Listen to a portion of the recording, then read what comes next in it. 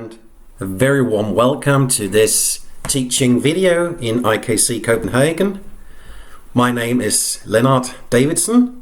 I'm terribly sorry for my, in English, unpronounceable middle name. Today I'm gonna tell you more about the Danish Parliament.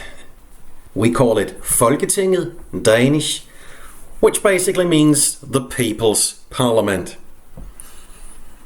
Today I'm going to teach you a little about the history of the Danish Parliament. We're going to look into how the Parliament works, how you are elected to become one of the politicians in Parliament. We're going to look at why we have 3 different countries represented in the Danish Parliament. And lastly, we're going to look at the daily work of the Parliament. We're going to follow a law from the first idea in the ministry and until this law becomes passed and you have to abide by it. So let's simply just jump right in and look a bit about where we find the Danish Parliament.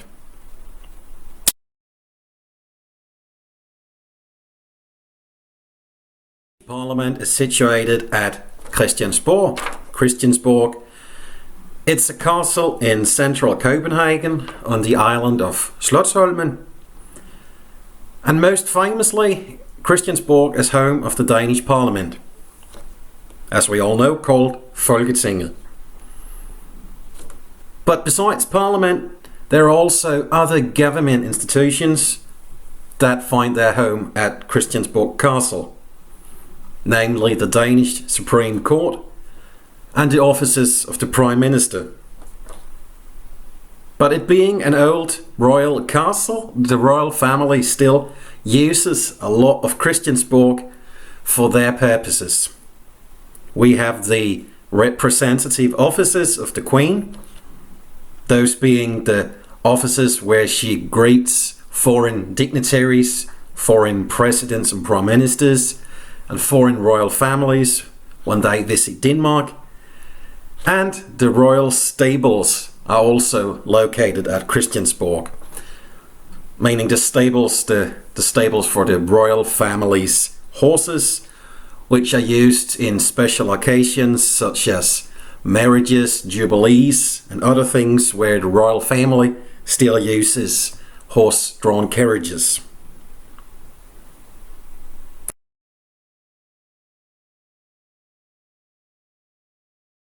Danish parliamentary history. Nowadays, Denmark only has one parliamentary chamber, the People's Assembly, or Folketinget. But from the democratic beginnings in 1849 and until the last constitutional change in 1953, Denmark was a so-called bicameral democracy, meaning it's a democracy consisting of 2 parliamentary chambers. We had the People's Assembly as the lower chamber, and we have the upper chamber in Danish called Landstinget. It was back then a system that reminds us a lot of the current British system, where you have the House of Lords as the upper chamber and the House of Commons as the lower chamber. As said, Denmark became a democracy with the implementation of the first Danish constitution in 1849.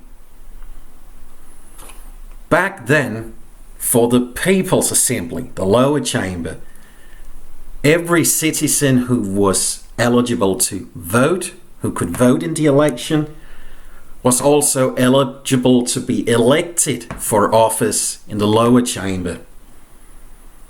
But the upper chamber, the Landstinget, was reserved for people from the upper class, that being the landowners, the estate holders, the nobility, and also the most wealthy people in the Danish society.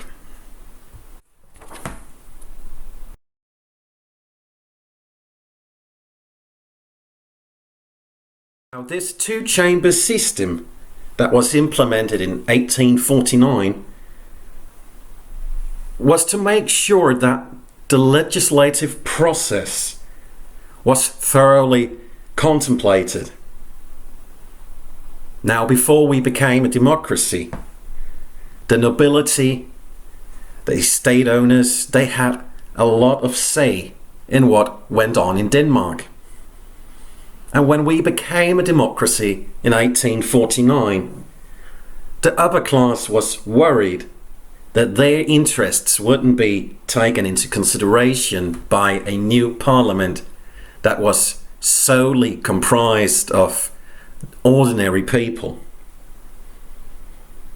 Now, back then, the lower chamber, the people's chamber, was referred to as the reformers. Those who wished to reform Denmark, those who wanted to take Denmark into a new direction. Whereas the upper chamber, the chamber reserved for the upper class, was called the moderators. Their job was to moderate the legislation. If the People's Assembly got too, shall we say, crazy in their proposed laws, it was the upper chamber's job to moderate this, to make sure that the interests of the upper class was still taken into consideration.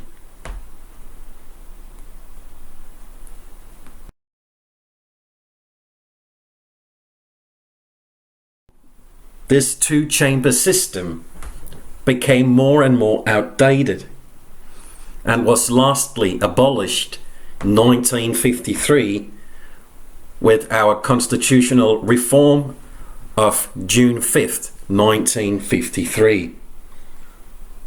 And since then, Denmark has functioned as a so-called unicameral democracy, or in plain English, a democracy with only one chamber. So that was a broad overview, fast overview of the history that has now landed us here in present day with one parliamentary chamber. So let's now look a bit closer at how this works. How does this chamber work? And how are you elected to be a part of this parliamentary chamber?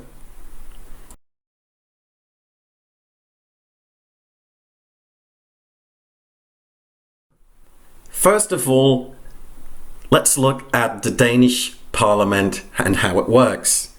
Parliament consists of 179 members. 175 of those are elected here locally in Denmark.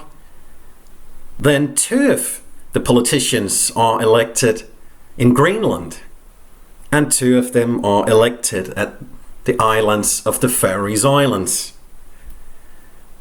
Which actually means that the Danish Parliament has politicians from 3 different countries speaking 3 different languages.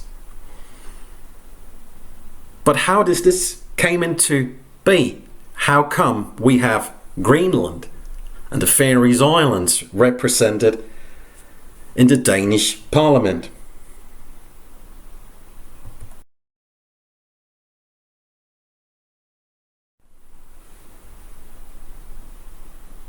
This all has to do with the so-called Danish realm. Denmark consists not just of the country Denmark that I hope most of you know we have down here, but it also consists of this small archipelago up here in the North Atlantic called the Faroese Islands, and of this, well, the world's largest island up in the Arctic, Greenland.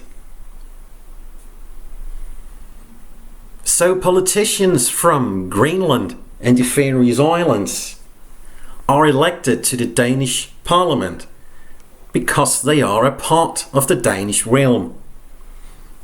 their queen is the Danish queen. Their head of state is the Danish queen. And therefore they also have a right to be represented in Danish Parliament. And there's a fun little side note here. Denmark is a part of the European Union. But the Faroe Islands and Greenland aren't a part of the European Union.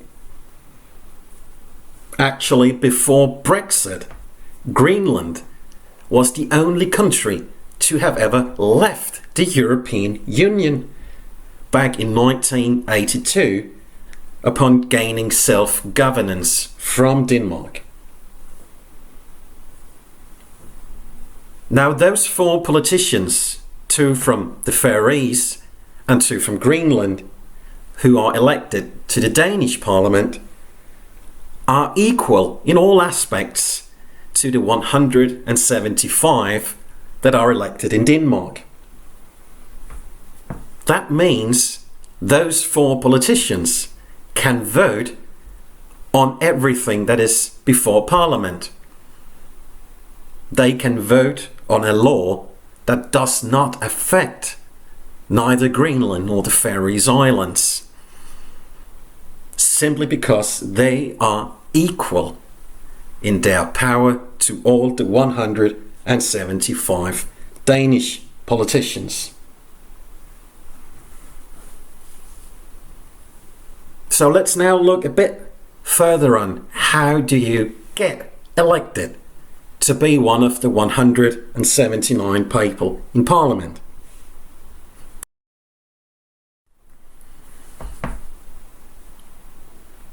According to the Danish Constitution, parliamentary elections in Denmark, as well as Greenland and the Faroe Islands, have to take place at least every 4 years.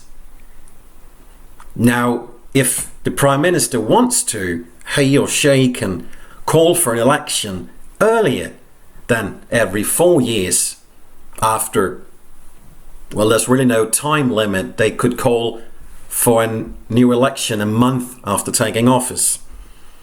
It's solely the Prime Minister that decides the date. But the Constitution says it has to be no later than 4 years after the last election. Now, should we one day here in Denmark find ourselves in a situation where the Prime Minister doesn't call for an election after those 4 years, the Ministry of the Interior then gets to call for an election.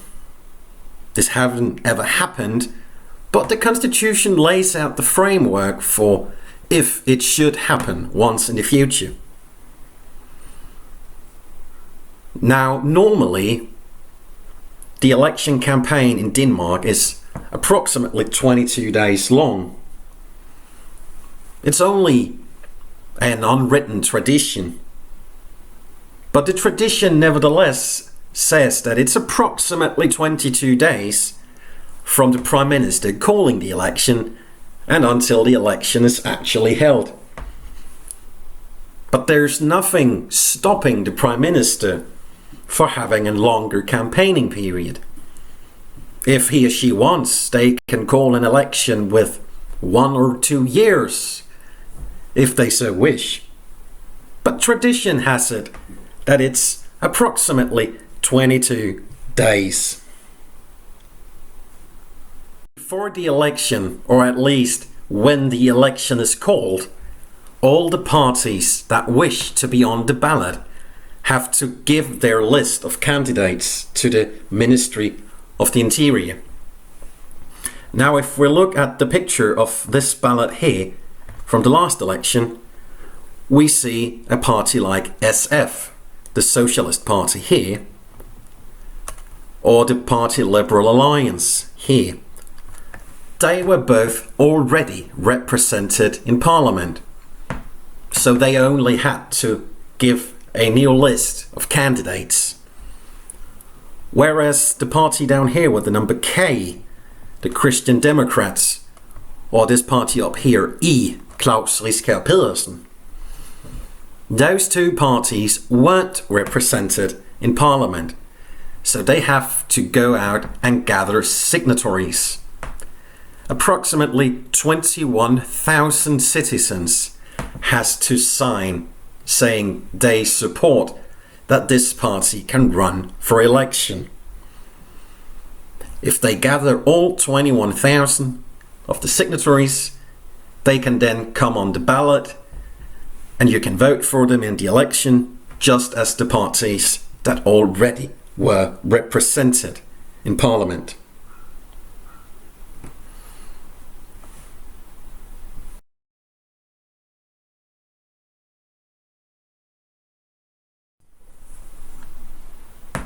Now that we have all the lists of candidates from the eligible parties, let's look a bit into how the election and the election districts work. As you can see on the map here on the screen, Denmark is subdivided into 10 electoral districts. Now the ballots are different depending on what electoral district you live in. Let's take an example. Let's say at the last election you wanted to vote for our now Prime Minister Mette Frederiksen. Now Ms. Frederiksen was running for Parliament in the Northern Jutland district. That is the dark green district we have in the top of the map. You could only vote personally for Ms. Frederiksen if you lived in that district. If you lived in another district, you would not find her name on your ballot. Now the Social Democratic Party, which she represents, ran in all 10 electoral districts, so you could vote personally for another candidate from the same party. If you didn't like any of those local candidates, you could also simply vote for the party itself, the Social Democratic Party. But you could not vote personally for Ms. Mette Frederiksen if you did not live in the electoral district where she was running. Now see, this is the process for how to form a new government. Firstly, we get the election result. Once this result has been ratified, meaning we know the result is valid, all the votes has been counted. The Parliament, the outgoing Parliament, then looks at the result, ratifies it, says yes, it is acceptable, the process has been done correctly, and takes this result and presents it to Her Majesty the Queen. The Queen then looks at it once again, looks at how the different parties have gained or lost seats in Parliament. She then looks at the biggest parties. The last election, that was the Social Democrats, and decides that it's probably the Social Democrats that have the biggest chance of success in forming a government. The Queen then asks the leader of the party, being Mette Frederiksen at the last election, to try to form a coalition government. We then go into a long process of coalition negotiations where the Social Democrats try to find a majority in Parliament. And once this has happened, she has formed a government that has at least 90 politicians voting for them in Parliament. She then goes back to the Queen and says, I now have the ability to form a government. The Queen ratifies this, which ends out in the new Danish government, which we see at the picture down here in the right side of the screen.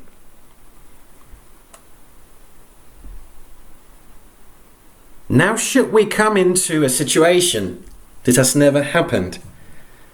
The Queen's power in this is all ceremonial. She cannot refuse to say yes to a government. She cannot refuse to ratify it. Even though she might personally be very much against the new government, she cannot choose to ignore it. She cannot choose to not ratify it. Now, we don't have any written procedures for this because it's said this would never happen. But most scientists that work in this field, most political scientists agree, should this happen, that the Queen simply refuses to ratify a new government, that Denmark would then become a republic. Now, this is all speculative because the Queen's power is ceremonial, and at least our current Queen takes this very seriously. She takes her role as this ceremonial head of state very seriously. So it's all a bit speculative. What would happen if she were to refuse? But nevertheless, we've now looked at how is a new government formed. The Queen has ratified it. The election procedures were by the book. All the votes were counted. And now we can present the new Danish government.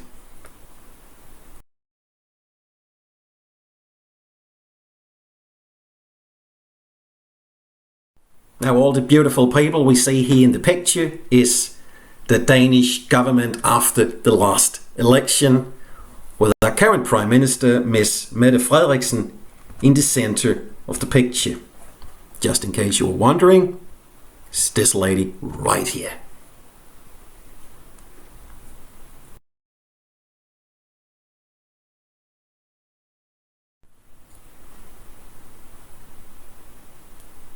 But all this is actually only the start.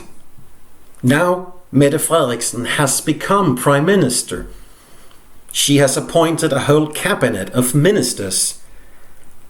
They then have to do all the daily political work in Parliament governing the country. So let's look a bit further into the daily work in Parliament. The debating, the negotiating, and the voting on the proposed legislations. And the work with the legislation, the work of passing new legislation, it only ends here, as you see in the picture on the right side, the Parliament floor. That's only the end station. There's a whole process before this, which we'll now look a bit more into. The so-called legislative process, or as I call it here, from idea to law, is a 10-step process that leads to step number 10 down here, signed by the Queen, and becomes law. The first step starts out in the ministry, where they they draft a piece of legislation, which then follows through these 10 steps you see here. Now, if you want to dive deeper into this graph, then please just pause the video and press play once you're ready again.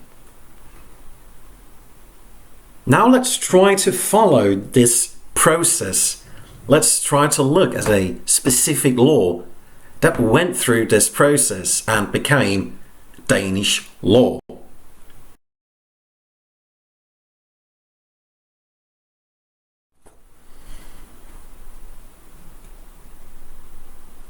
The legislative process starts out in the ministry. So let's follow a single piece of legislation from start to finish. we'll look into the law titled LBK 261 of March 23rd, 2019. The law more commonly known as the Law on Fisheries. Now, the Law on Fisheries regulates all aspects of fishing in Danish waters. And as this is the responsibility of the Ministry of Environment and Food Safety, this is where the law originates from. Now, the law process starts out in the ministry, where the officials or the clerks propose a draft to the minister for this new piece of legislation. Once the minister responsible has approved it, it's presented to the Council of Ministers, a council where all the ministers of the government tell each other about the upcoming legislation and where they all approve of it.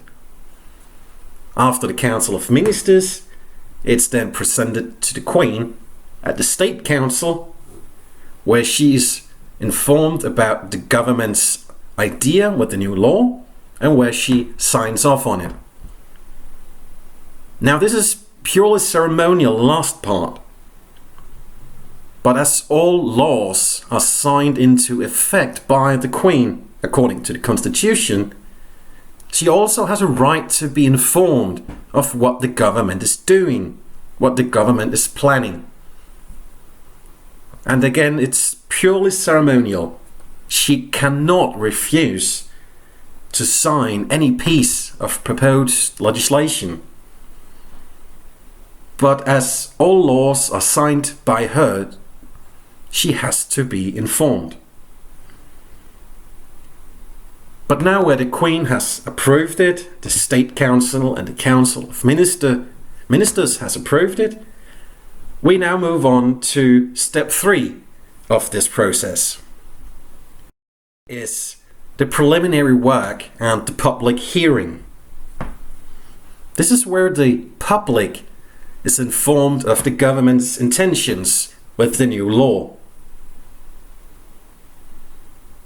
Most commonly, all societal stakeholders, meaning people or organizations that have a stake in this specific law, are invited to come with their opinions on the new law.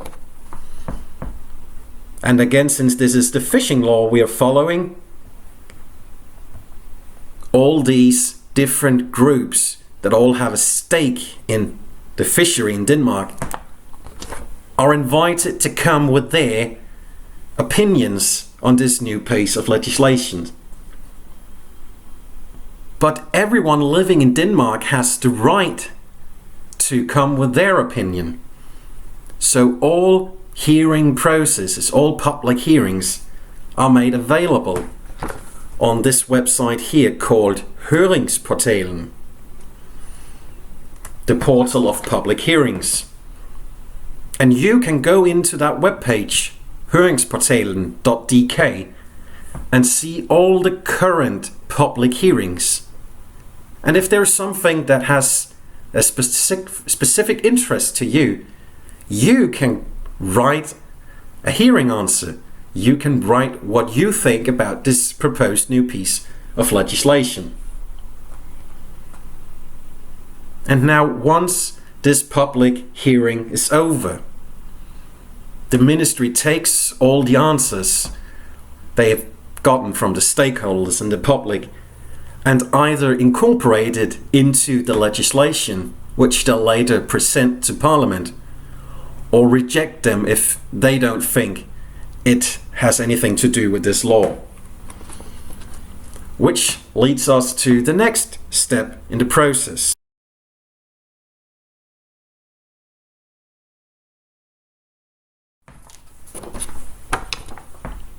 The next step is the first presentation to Parliament of this new proposed legislation, the so-called first parliamentary hearing. This is the first of 3 hearings in Parliament, on the Parliament floor, where all politicians no matter whether they're in government or they're the opposition, has the ability to ask questions about this new law. During the first hearing, it's common that all members of Parliament with a special interest in the particular subject go over the proposed legislation and ask the minister about the consequences, the intended and the unintended consequences of this particular law. And when the first hearing is over, the politicians then either vote yes to proceed with the legislation or vote no to reject the legislation. But let's assume, as is the case with the law on fisheries, that the first hearing goes well. It is then sent on in the process to the next step.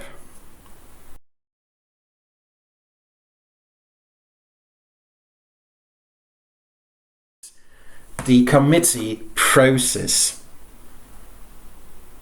Now, once Parliament has approved it in the first hearing, has approved the idea of a new piece of legislation on fisheries, it is then sent to the relevant committee or subcommittee on this particular subject for further discussion and debate. Now, our law that we're following, the law on fisheries, it's sent to the Committee for Environmental and Food Safety Standards, because that's the appropriate subcommittee for the law on fisheries. Now, every party in Parliament has appointed spokespersons to each of the subcommittees. In this case, it would be the spokespersons for environmental standards, which are all members of this subcommittee. Here in the committee, they negotiate the proposed legislation with the minister. They try and often successfully reach an agreement on how the law should look. And once the minister and all the spokespersons has agreed on how the law should look for the second parliamentary hearing, it's now moved back to the Parliament floor.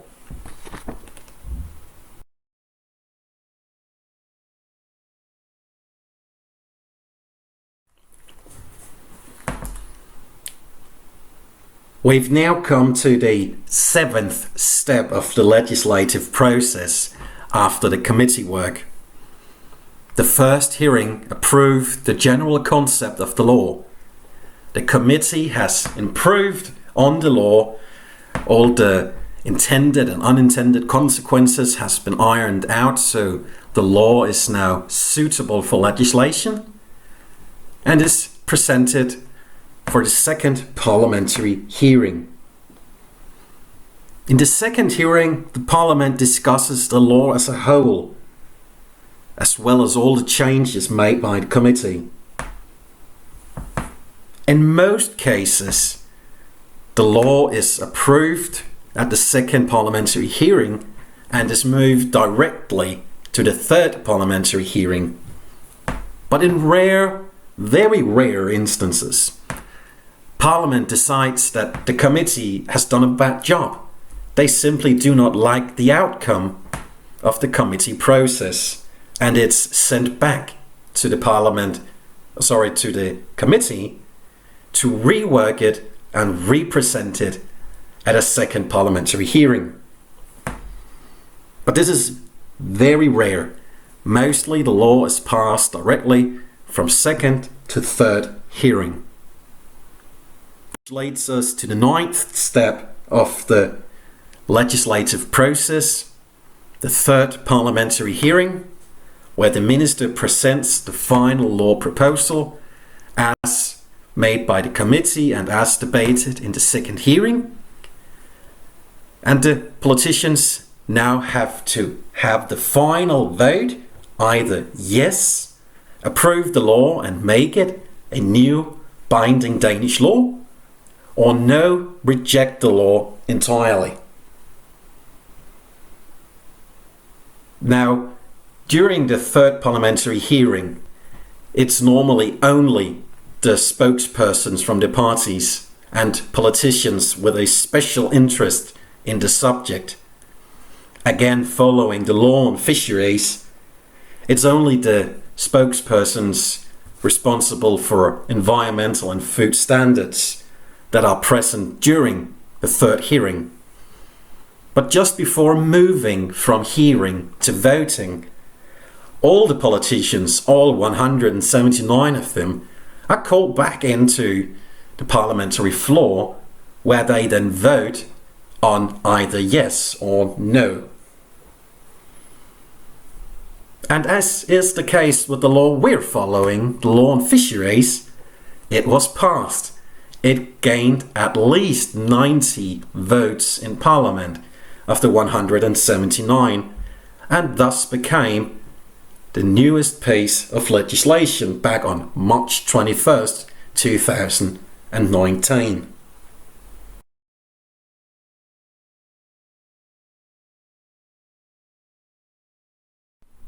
And after the law has passed the final vote in Parliament and was approved, there are now only 2 more steps the law has to pass through before becoming a law that we all living here in the country have to abide by.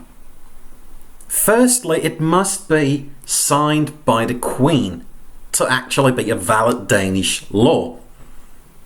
According to the Constitution, the reigning king or queen must approve any law, must sign it personally. But like before, the Queen's role here is purely ceremonial. The Queen cannot, once again, refuse to sign the law, even if she might personally disagree with it. She has to sign it. Now, after the Queen has signed the law, another person, the minister of this particular area, in this case the Minister of Environmental and Food Standards, also has to sign the law. Now, with those 2 signatures, the last step is the publication of the law. All Danish laws are publicated on the webpage lovtidende.dk. Literally, that means law periodical or law magazine. It used to be a printed magazine, hence the name.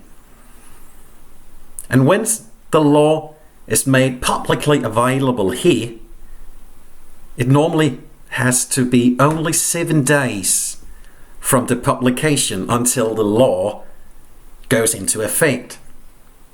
Now, in a few instances, the law might stipulate a date later in the future where it becomes active. Such was the case with the law on fisheries.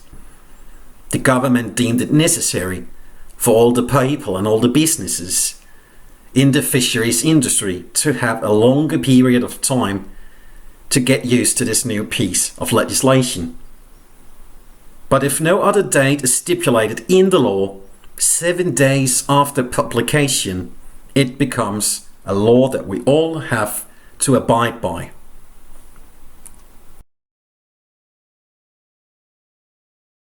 Including the legislative process, the law on fisheries has now become a law that we all have to abide by.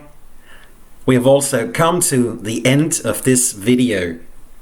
Thank you so much for watching. I hope you learned something new about the Danish Parliament, the history of the Parliament, the history of democracy, how you are elected to become a politician in Parliament, how the government is formed, and lastly, how the government and Parliament works in daily life with debating and negotiating new laws, voting on them, passing them or rejecting them, and finally being signed into effect by the Queen. Now, as I said, I hope you learned something. If you have any questions or comments about this video, something you would like to know more about, please feel free to write me an email. My mail address is down here at the bottom. So thank you so much for watching. I hope you learned something, and Have a nice day.